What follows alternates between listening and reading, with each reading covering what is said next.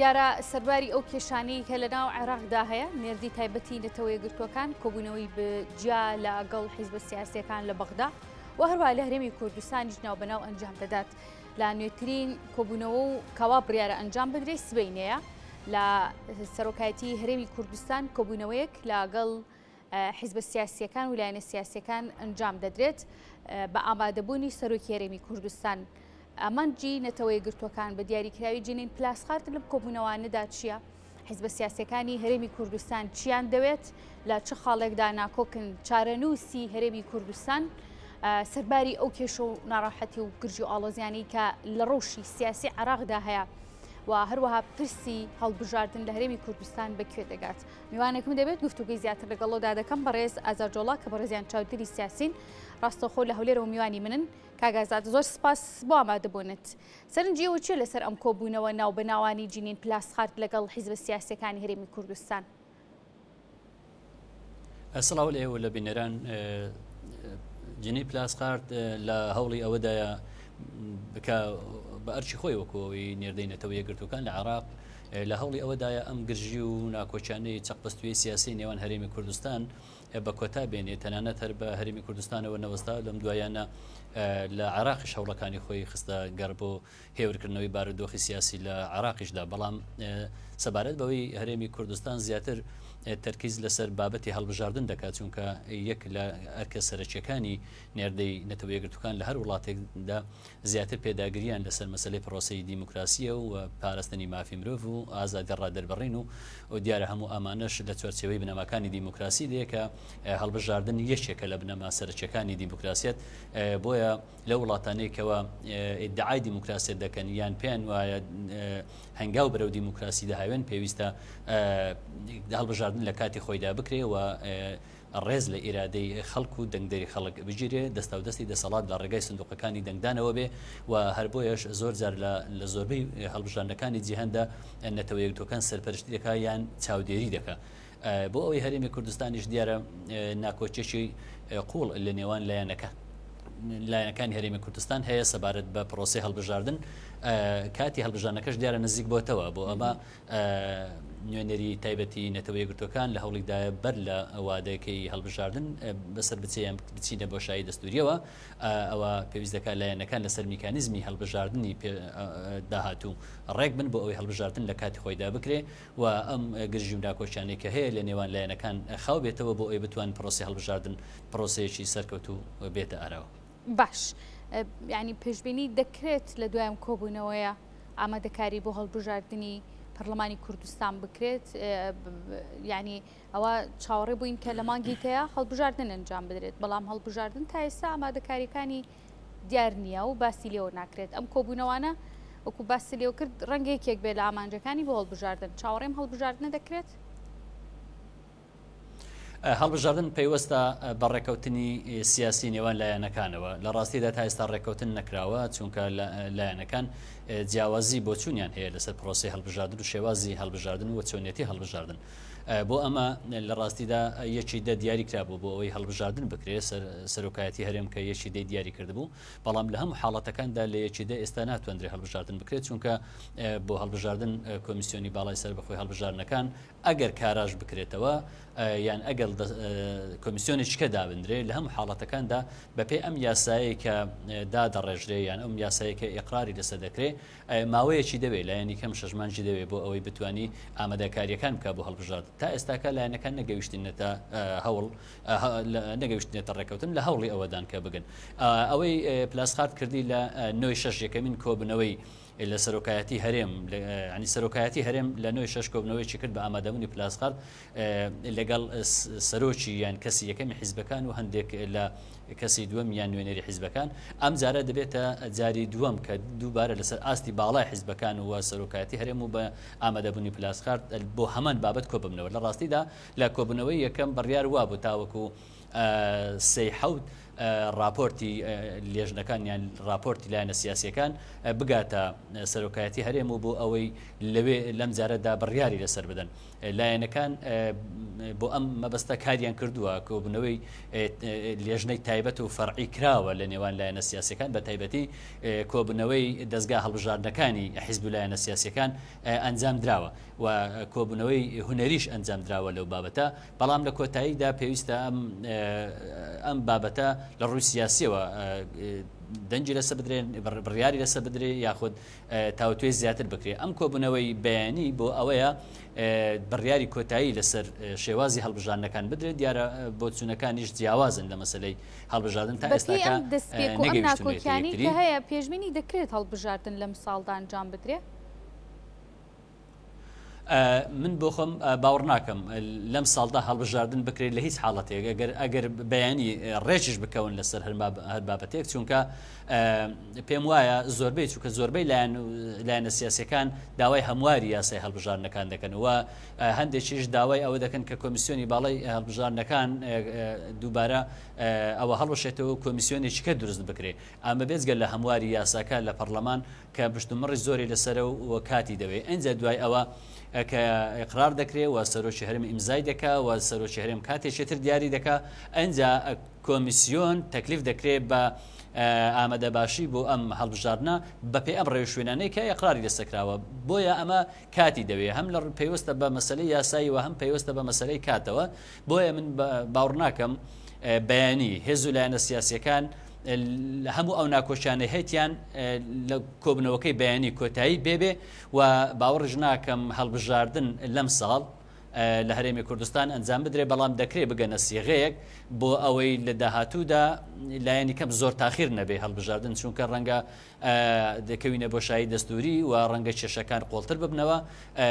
و نمونەیەکی ناشرین و نادیموکراسیش پیشانی جیهان دەدەین بە تایبەتی کە ئێستا نەتەوەی یەکگرتوەکان خۆی پێداگری لەسەر مەسلەی هەڵبژاردنەکە دەکا و چاودێری لەسەر بارودۆخی سیاسیەکە دەکا لە هەرێمی کوردستان و زۆر بە ئاشکراش نوێنەری نەتەوەی یەکگرتوەکان لە ئەنجومەنی ئاسایش نیگەرانی خۆی لەسەر بارودۆخی سیاسی لە هەرێمی کوردستان و بارودۆخی حکومڕانی لە هەرێمی کوردستان و لە مەسلەی ڕادەربڕینی ئازادی و لە مەسلەی بنەما دیموکراسیەکان دەربڕی ئەمە خاڵێکی نێگەتیڤ بوو نەرێنی بوو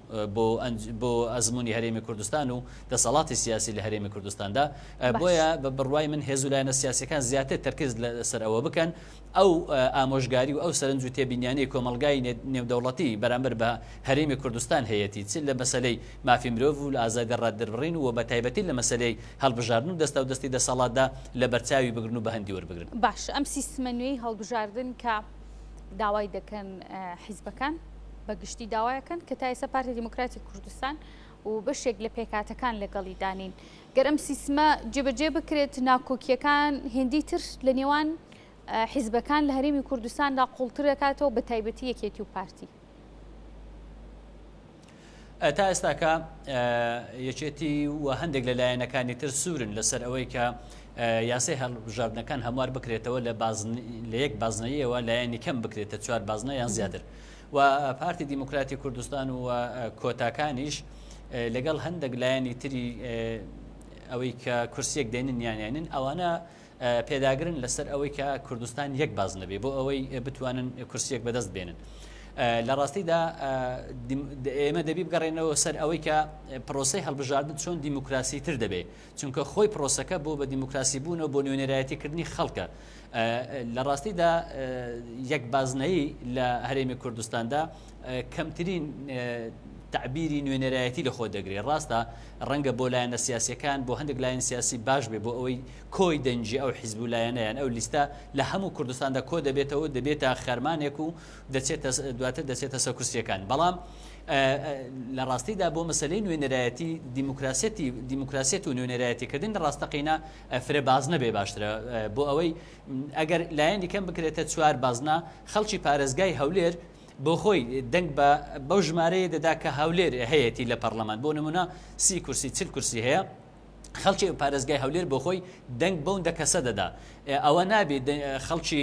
دهۆک بێ دەنگ بە گەرمیان بدا و نوێنەر لە گەرمیان هەڵبژێرێ یان ئەم ڕێژەی لە دهۆک 100% لەوێ بەشداری دەکا یان 90 زیاتر بەشداری دەکا کاریگەری دەبێت لەسەر دەنجی سلێمانی کە ڕەنگە 106 دیان کەمتر خەڵکەکە بەشداری بکات بۆیە ئەمە نادارپەروەریەکی تێدایە هەروەکو لە ئێستاش دەدەیبینین باشە ئەمە چەند کۆبوونەوەیەکە ئەنجام دەدرێت بەڵام دوای کۆبوونەوەکە ڕاگەنراوێک بڵاو دەکرێتەوە لەسەر کۆبوونەوەکە کە کۆبوونەوەیەکی باشوە ڕای جنین بلاسخار لە حیزبەکان ڕای حیزبەکان بە هەمان شێوە بەڵام وەکو ئەنجامەکەی نابیدێ ئەنی ئەرکێکەیەکە دەست بکات بە جێبەجێکردنی بڕیارەکان و کۆکردنەوەی حیزبانە و ئەنجامێکی باش لە کۆبوونەوەکانەوە دروست بکرێ ئەین پێشبینیەکە ئەم جاریش هەمان هەڵوێست بێ هەمان بابەت بێ کە ئەنجامێکی ئەوتۆی نەبێم کۆبوونەوەیە لە ڕاستیدا چەند جارێک پلاسخارد ینی وەکو برێن ئینزاری دایە بڵێن تەواو ئاماژەی بە بارودۆخی خراپی هەرێمی کوردستاندا و نیگەرانی خۆی دەربڕی من پێم وایە ئەگەر ئەم جارە هەوڵ نەدەن بۆ گەیشتنە ڕێککەوتنێک بۆ ئەوەی هەڵبژاردن بکرێ ڕەنگە بارودۆخەکە باش نەبێ چونکە لە ڕابردوشدا چەند جارێک ناڕاستەوخۆ مەترسیەکانی خستە ڕوو پلاسخارد ئەم مەترسیانی کە پلاسخارد خستی ڕوو بە ئاشکرا خۆ لە بەرچی خۆی دەری نەهینایە ئەمانە حەقیقەتن و کۆمەلگای نێودەوڵەتی ئەوەی دەوێت واتە هەرێمی کوردستان ناتوانێت بەرامبەر بە کۆمەلگای نێودەوڵەتی بوەستێ و ئینکاری لەسەر پاراستنی بەرژەوەندی حیزبی خۆی بکە لایەنەکان ناتوان تا سەر بەردەوام بن لەسەرمە چونکە ئەو کات کۆی پرۆسەکە لە قیس دەچێت و لە بین دەچێت ئەو کات لە قیسی ئەوانش دەچێت و لەوانی شتێکەچێت بۆیە لە کۆتاییدا ڕەنگە هەردەگەنە ڕێککەوتن بەڵام هیوادارم زووتر ینی چەند زووتر بگەنە ڕێککەوتن باشترە بەڵام بەداخەوە ئەوەی لە کوردستاندا دەگوزارێ زۆر جار ناکۆچی و ئەو ناکۆچانەیە کە لە نێوان لایەنەکان هەنە لە کۆبنەوەکاندا بەلاغێک دەرەکەن کۆبنەوەکان باش بوون ئیجابی بوون لێک نزیک بوون بەلاغەکان وا دەخەنە ڕوو بەڵام لە پشتی بەلاغی کۆبنەوەکانەوە بابەتێکی تر دەگوزارێ ئەویش هەر قوڵبوونەوەی ناکۆچیەکانە لێک دووری بیر و ڕاو جیاواز دیاگان هەن بۆیە ئەم لێک دووریانە بۆ چی دەگەڕێتەوە دەزانین کە سەرکردە و کەسانی یەکەمی حیزبە سیاسیەکان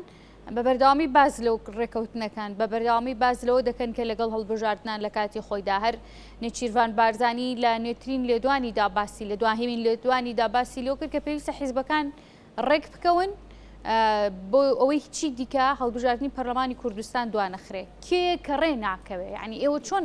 هەڵسەنگاندن بۆ مامەڵەیم حیزبانە دەکەن بۆ ڕێکنەکەوتنیان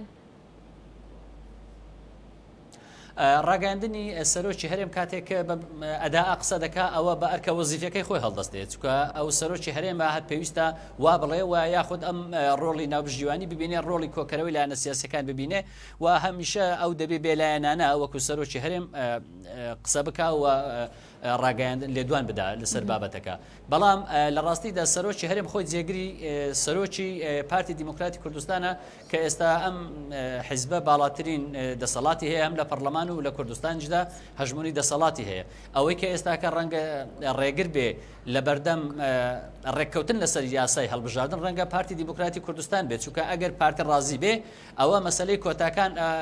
کێشەیان نابێ و ئەو یەک دوو حیزبەی کە خاوەنی کورسێک یان کورسێکن یان نی کورسین ئەوانیش ڕەنگە کێشەیان نەبێ خۆی قەزیەکە لە ڕاستیدا لە نێوانی پارتیە لەگەڵ لایەنەکانی تر ئەویشکە یەکێتی گۆڕان نەوەی نوێ کۆمەڵ یەکگرتو ئەوانە هەمویان پێیان وایە کە دەبێ یاساکە هەموار بکرێتەوە کوردستان لە یەک بازنەوە بکرێتە 4 بازنەیان زیاتر ئەوە پارتی دیموکراتی کوردستانە پێداگرە لەسەر یەک بازنەیە چونکە لە ڕابردوشدا لەم سیستەمی هەڵبژاردنەی کە ئێستا هەیە لە کوردستاندا پارتی دیموکراتی کوردستان قازانجی لێ کردووە ئەگە ببێتە فرە بازنەی بە تاکید ژمارە کورسەکانی کەم دەکا ئەوەی کە پرسیار کرد بۆچی هەر پێداگرن لەسەر ئەوە مەسەلەکە تەنها پاراستنی بەرژەوەندی حیزبیە تا ئێستا لە کوردستاندا بەداخەوە عقلێتی پاراستن و پێداگری لەسەر بەرژەوەندی حیزبی زاڵە بەسەر پاراستن و ئینتیمای نەتەوەی و نیشتیمانی و پاراستنی بەرژەوەندی گشتی و ئەگەرنا هەموو حیزب و لایەنەکان دەزانن بەرژەوەندی گشتی لەوەیە کە یەکدەنگ و یەک ڕنگ بن لەسەر مەسەلەی یاسای هەڵبژاردنەکان ئاساییە ڕێک بن و کۆک بن بۆچی لە عێراقدا دەبینین هەر خولێکی هەڵبژاردن یاساکە هەموار دەکرێت لە یەک بازنەی کرا هەشدە بازنەی لە هەشدە بازنەی کرا هەشتا و سێ بازنەی و ئێستاش دەبی هەر هەموار بکرێتەوە ئەم یاسای ئەو جارشکە داوای هەڵبژاردننی پێشوەختە دەکرێت ئێستا بەپێی یاسا دیسان ئەم یاسای هەر دەبی هەموار بکرێتەوە ئەجێت چۆن زۆریاکەم ئەوە شتێکی ترە ئەی بۆچی هەرێمی کوردستان لەوەتە هەیە بەم شێوەیە لە 19 پێنجی 92 کە یەکەم هەڵبژاردن لە هەرێمی کوردستان کراوە دواتر هەڵبژاردنەکانی تریش هەر بە یەک بازنەیی کراوە بۆیە زۆر ئاساییە ئەگەر یاسای هەڵبژاردنەکان هەموار بکرێتەوە و فرە بازنەی بکرێت من بە بۆچوونی خۆم پێم وایە دیموکراسیەتی ڕاستەقینە زیاتر دەبێ ئەگەر هەرێمی کوردستان هەروەکو ئەم سیستەمە یاسای هەڵبژاردنی ئێستای عێراق بکرێ بە 12 بەڕاستی دیموکراسی لە هەرێم لە هەموو ڕووەکانەوە وەکو پێویست نییە خۆی دیموکراسیت چێ لە هەر وڵاتێکدا بنەماکانی دیموکراسی هەڵبژاردنە لە کاتی خۆی هەڵبژاردنێکی پاک و بێگرد و دوور لە تەزویر و دزی فزی دیموکراسیت لە هەر وڵاتێکدا مانای ئازادی ڕادەربڕین دەگەینێ دیموکراسیت لە هەر وڵاتێکدا ڕێزگرتن لە مافی مرۆڤ و پێشێل نەکردنی مافەکانی مرۆڤ دەگەینێ دیموکراسیت ئەوەیەکەوە دەسەڵات لە هەر وڵاتێکدا لەگەڵ خەڵکەکەی لە یەک خەندەقدابێ نەوەکو هەر یەکەی لە دۆڵێک بن و بتوانی بە باشترین شێوە خزمەتی هاوڵاتیانی بکە شەفافیت هەبێ لە داهات شەفافیت هەبێ لە خەرجکردن و گەندەڵی بنەبڕ بکرێ ئەمانە هەموو بەشێکن لە بنەماکانی دیموکراسیت لە چوارچێوەی حکمڕانێکی ڕەشید کە بتوانێت خۆی بە دیموکراسی پێناسە بکە بەداخەوە هەموو ئەمانە لە هەرێمی کوردستاندا نیشانەی پرسیارێنە سەرە بۆیە پێویستە هەرێمی کوردستان لە کۆی پرۆسەی سیاسی و دیموکراسی لە هەرێمدا لەسەر لە بنەما دیموکراسیەکان بەخۆدا بچێتەوە زۆر باشە بەڕێز ئازاد جۆڵا کە بەڕێزیان چاودێری سیاسی بوون ڕاستەخۆ لە هەولێرەوە میوانی من زۆر سپاس بۆ ئامادەبوونیت ماهدۆ نەبی